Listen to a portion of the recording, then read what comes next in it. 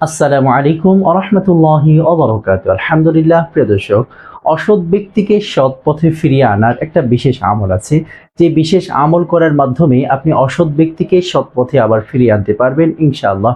আল্লাহ রাব্বুল আলামিন যদি আপনার আমলকে কবুল করেন, অবশ্যই ইনশাআল্লাহ আল্লাহ পাক রব্বুল আলামিনের কোরআনুল কারীমের বরকতে, কোরআনুল কারীমের বিশেষ আয়াতের বরকতে অসৎ ব্যক্তি আবার সৎ পথে ফিরে আসবে ইনশাআল্লাহ। আপনার সন্তান যদি অসৎ পথে গিয়ে থাকে, আপনার স্বামী, আপনার স্ত্রী, আপনার পুত্র, আপনার কন্যা, যে কেউ যদি অসৎ হয়ে থাকে, অসৎ পথে গিয়ে থাকে, তাহলে তাকে সৎ পথে ফেরানোর জন্য অবশ্যই আপনাকে বিশেষভাবে দোয়া করতে হবে।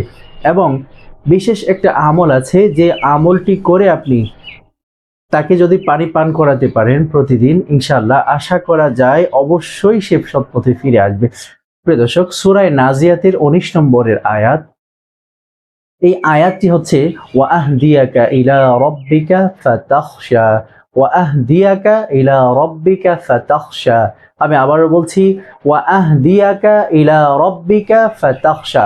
সূরা নাজিয়াতের এই ছোট্ট আয়াতখানা আপনি 101 বার, প্রতিদিন 101 বার পাঠ করবেন।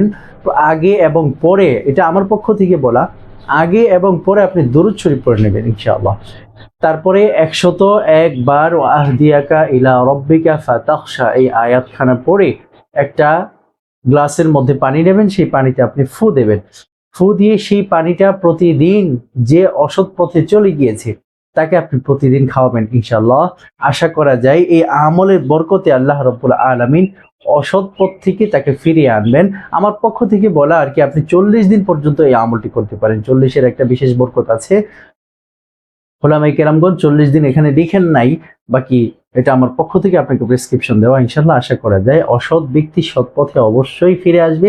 আল্লাহ পাক রব্বুল আলামিন যদি তার কপালে হিদায়াত লিখে রাখেন, আর যদি আল্লাহ রব্বুল আলামিন তার কপালে হিদায়াত না রাখেন, তাহলে সেটা আল্লাহ পাক রব্বুল আলামিনের একান্তই নিজস্ব ব্যাপার। কিন্তু আমার পক্ষ থেকে আপনার কাছে অনুরোধ থাকলো, অসৎ পথে যদি কেউ থেকে থাকে অবশ্যই আপনি আমলটি করুন এবং ইনশাআল্লাহ আপনি ফল পাবেন ইনশাআল্লাহ। এর জন্য আপনি তো সওয়াব পাবেনই, কোনো সন্দেহ নাই।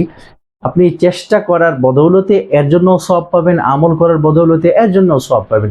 কার্যকরও হবে ইনশাআল্লাহ আশা করা যায়। এই আমলটি হযরতে আল্লামা ইউসুফ পালনপুরী রহমতুল্লাহি আলাইহি শিক্ষা দিয়ে গিয়েছেন। তিনি এই আমলগুলো, অনেকগুলো আমল তিনি শিক্ষা দিয়ে গিয়েছেন উম্মতকে।